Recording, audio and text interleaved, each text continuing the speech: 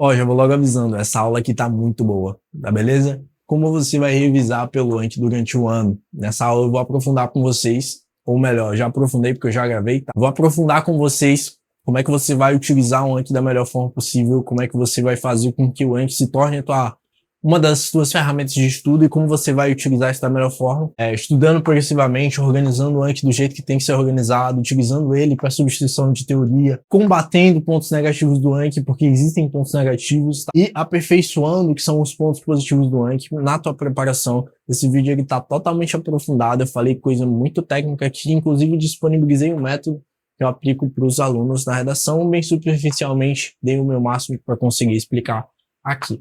Beleza, galera? Então, bom, fique pro vídeo que tá muito legal. Eu dividi essa aula em duas partes, tá? Porque eu não vejo que isso é um processo único, não é um processo que tem uma direção só. Ele tem duas direções.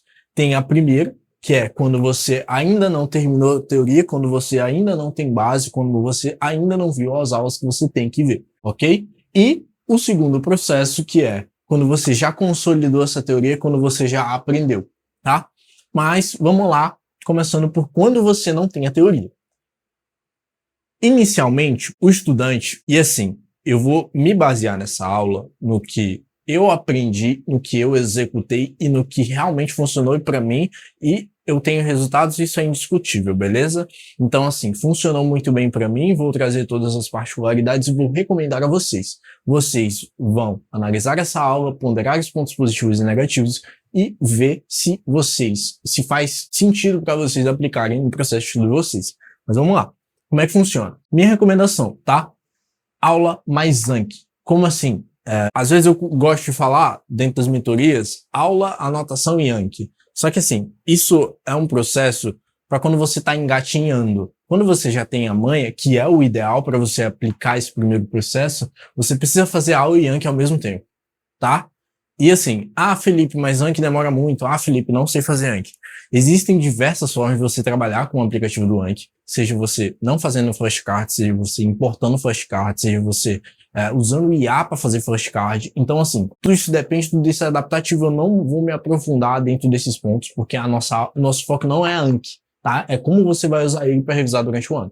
Mas vamos lá. Você vai fazer aula e Anki ao mesmo tempo. Ou você vai fazer aula e importar o Anki junto, certo? Mas o ponto é você trabalhar com essa eficiência do Anki na hora de adquirir o teu conteúdo. Não necessariamente pode ser aula, pode ser, sei lá, pode ver PDF, tá? Pode estudar por PDF, usar o Anki junto com o PDF. Enfim, o ponto é você juntar a teoria com o Anki ao mesmo tempo para você não perder tempo. Tem gente que vê a aula e depois vai fazer os Ankis, aí é outro tempo a mais, entendeu? A ideia é a gente ser eficiente para fazer essa teoria, porque é muita teoria e você tem que pegar essa teoria durante o ano. Pelo menos, utopicamente, a gente pensa que vai pegar durante o ano, mas é algo bem difícil, e se você não concluir toda a teoria, tá tudo bem, é perfeitamente normal. Mas enfim, vamos lá. Você vai organizar essa teoria dentro do Anki. Como assim? Essa organização ela tem que acontecer por meio dos subbaralhos que o Anki ele disponibiliza. Então você tem que usar os subbaralhos de forma mais organizada possível. Eu vou dar alguns exemplos aqui agora, tá? Dentro do módulo de cinemática, por exemplo, a gente tem MU, a gente tem MUV, a gente tem MCU, tá? A gente tem diversos outros assuntos dentro de cinemática. Cada assunto desse fornece a nós motivo para criar um novo subbaralho dentro do baralho de cinemática. Por quê, Felipe? Porque assim, isso vai coadunar com o próximo tópico, que é adquirir esse conteúdo progressivamente, certo? Quando você adquire progressivamente, isso favorece o teu aprendizado, a tua retenção de conteúdo, certo? Isso te dá menos carga de trabalho com o Anki, porque o Anki ele programa a tua revisão. E quando tu vai fazendo isso progressivamente, o algoritmo já entende que tu aprendeu alguns assuntos anteriormente de forma mais sólida, então ele vai te dar esses assuntos muito mais a longo prazo. Mas enfim, você organiza essa teoria dentro dos subbaralhos, utilizando esses exemplos aqui que eu disse, tá? Você pode ramificar isso para biologia, para química, para história, para outros assuntos, tá? Eu vou me basear muito com exemplos de natureza, porque eu acho que natureza é o que mais se aplica dentro dessa metodologia toda do Anki, tá? Eu fiz 840, não foi à toa, acertei 42 questões das 43, não foi à toa, tá? Quase que exclusivamente com base nessa metodologia que eu tô explicando para vocês, tá? Então, organizou essa teoria com o subbaralho, vai facilitar a tua retenção de conteúdo, tua aprendizagem, enquanto tu faz isso progressivamente, beleza? Tu vai estudando os baralhos e tu tem mais assertividade e revisão. Porque, às vezes, tu tem um baralho inteiro e tu não tem isso aqui, tu não consegue revisar só MCU, tu não consegue revisar só MU, tu não consegue revisar só MUV. Entendeu? Tu vai ter que revisar o baralho todo, aí tu não sabe onde é que tá dividido os cards. Enfim, essa fragmentação, essa organização te ajuda muito dentro do que é a retenção do teu conteúdo. E o que é esse P com um círculo aqui? Bom, eu basicamente criei essa metodologia, eu nunca vi em nenhum lugar, nunca vi ninguém falando, tá? E eu aplico muito dentro das mentorias que eu faço com os meus alunos, tá? Uma coisa que eu sempre tô passando, eu vou dar um pormenor aqui, porque é uma teoria que alguns deles ainda estão absorvendo, porque é algo difícil de você aplicar no dia a dia, não é tão simples. Vamos lá. Como é que funciona isso aqui? Isso aqui é a metodologia da paixão, que eu dei o nome. Como é a metodologia da paixão? Na paixão, você tá apaixonado por uma pessoa, você quer ver ela toda hora, você não quer desgrudar dela. E a ideia é fazer isso, só que ciclicamente com os teus conteúdos, entendeu? Aí, como eu dei esses exemplos de MCU, MU e MUV, vou dar um exemplo aqui. Metodologia da paixão sendo aplicada dentro do que é isso aqui. Você viu MU, fez flashcard, fez questão. Você viu MUV, fez flashcard, fez questão. Você vai ver o próximo tópico, o terceiro tópico. Só que antes de você ver esse terceiro tópico, você vai e revisa esse e esse. Percebe? Isso se aplica progressivamente para todos os tópicos dentro de um determinado módulo. Por exemplo, cinemática. Isso eu aplicaria para todos os tópicos seguintes. Sempre abrindo os baralhos dos tópicos anteriores para revisar antes de iniciar o novo. Então, antes de eu prosseguir a próxima aula, eu vou ver os flashcards das aulas anteriores. Quando tu faz isso progressivamente, tu diminui a tua carga de trabalho absurdamente e o teu aprendizado, quando tu termina o módulo, ele é insano. É realmente uma fixação de conteúdo muito boa quando você consegue fazer isso eficientemente. Lembrando, o Anki tem que ser usado da forma certa, tem que ser configurado da forma certa, e isso é outra coisa que eu posso aprofundar dentro de um vídeo aqui. Tá? Se vocês quiserem, deixem nos comentários. Bom, mas vamos lá. Aplicando essa metodologia da paixão, você vai estar retendo conteúdo.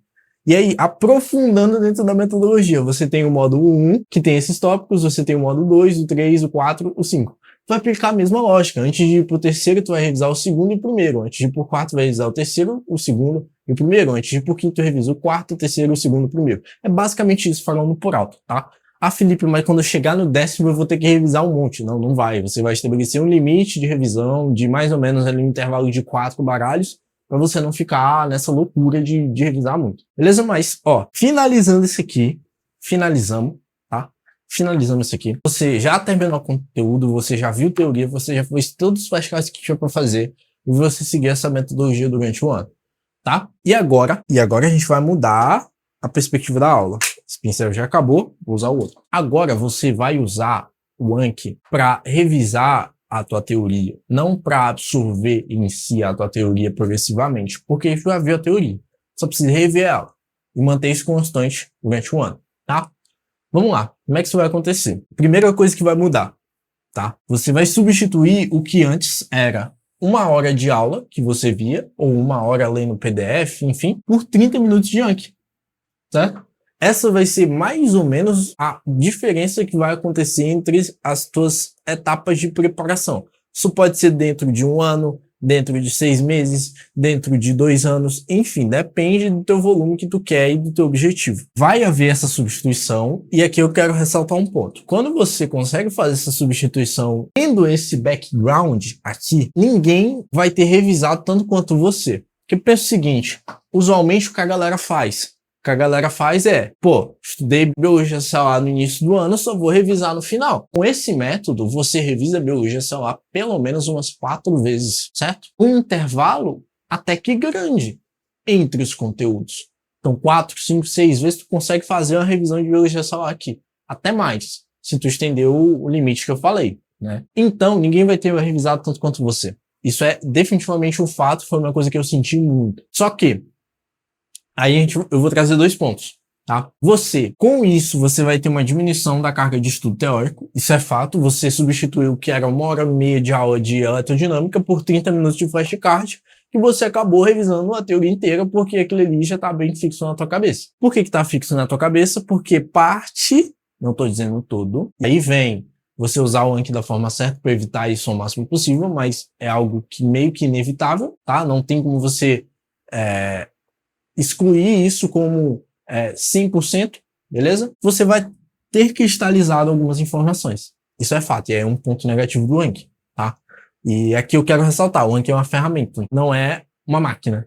Ele é uma ferramenta e a gente precisa de ferramentas para lidar com uma máquina grande, que é o nosso aprendizado, beleza? Se você tornar o Anki uma máquina, você vai sofrer essa cristalização de uma forma muito forte, não vai conseguir ter o desempenho que você quer, tá? Bom, temos esses pontos, ponto positivo, ponto negativo, tá? A carga de estudo teórica diminuída fica perceptível quando você substitui aqui, a cristalização fica perceptível quando o Anki ele te traz uma repetição, que vai cristalizando na tua cabeça e às vezes tu não sabe a informação, mas tu sabe a resposta do flashcard, entendeu? É basicamente isso. Tá, Felipe, e agora? O que a gente vai fazer? A gente vai ter que lidar com esses dois pontos e, neste caso, aproveitar e, neste caso, reduzir, tá? Como é que a gente reduz essa cristalização? De novo, se você sabe fazer o Anki da melhor forma possível, você reduz muito a cristalização, mas eu não vou me aprofundar aqui porque é um outro assunto muito complexo. Mas dentro do que é uma preparação anual, que você vai usar o Anki, é ideal que a partir de agora você mantenha essas revisões periódicas e aumente o teu repertório acerca daquele determinado assunto. Como assim repertório, Felipe? Tu precisa ver aquele assunto de diferentes ângulos, diferentes formas. Porque senão você vai ficar cristalizado no que é aquele teu Anki. Então, se o teu Anki te faz uma pergunta X, tu tem que ver o x.1, o x.2 e o x.3 por meio de aumento de entendimento. Como assim? Às vezes tu vai pegar um conteúdo, tu vai fazer uma questão, tu não entende alguma coisinha assim, tu sabe que ficou por superficial, aí tu vai lá, pesquisa, tu vai lá profundo, tu vai lá, joga na inteligência artificial e busca um entendimento maior do que é aquele conteúdo para você observar ele de diferentes perspectivas. Aí vamos lá.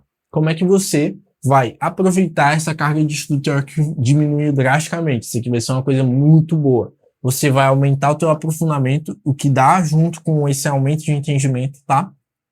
Você vai aumentar a tua carga de simulado, essa parte aqui é extremamente importante, e você aumentar a carga de questão. E aqui, cara, é uma coisa que eu brinco muito com os meus amigos da faculdade hoje em dia.